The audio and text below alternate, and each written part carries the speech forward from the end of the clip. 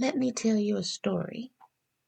This is a story about love, time, and loss.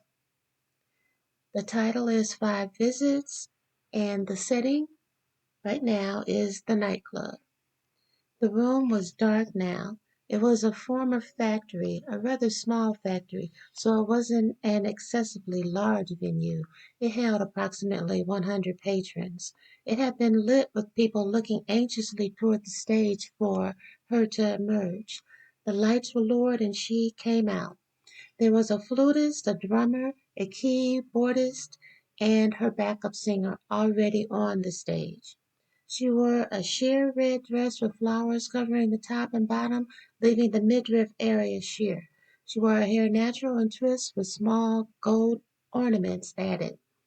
He wondered how she always seemed to carry herself as both sensitive and tough. She didn't seem physically tough. He determined it wasn't so much that she seemed tough or strong.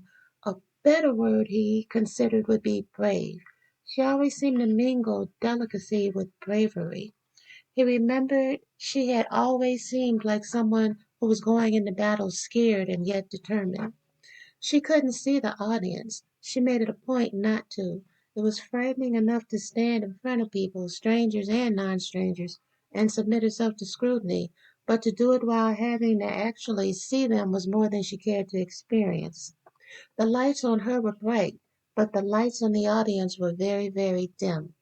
She could not make out who was in the audience. She did not see him standing in the back.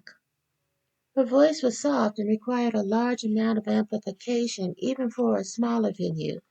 She was a high, breathy soprano, and you could detect an accent, but it was difficult to turn what the accent was. Hi everyone, how y'all doing tonight? Thank y'all for coming. Here's my band. Look at these handsome, good-looking brothers, and my sister over here. She bowed to them, and they stood bowed back to her and sat back down. She turned back to the audience. Let's start off with something close to my heart. She looked at the band and shouted, "Let's wake 'em up."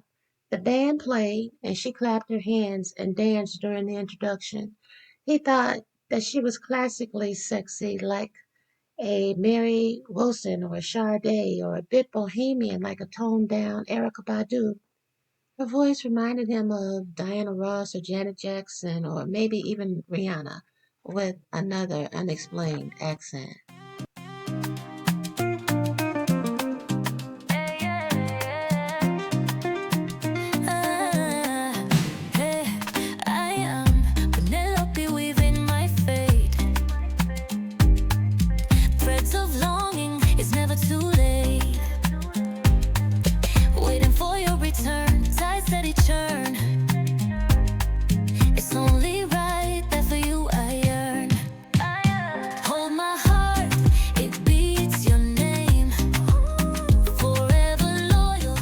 The set was over.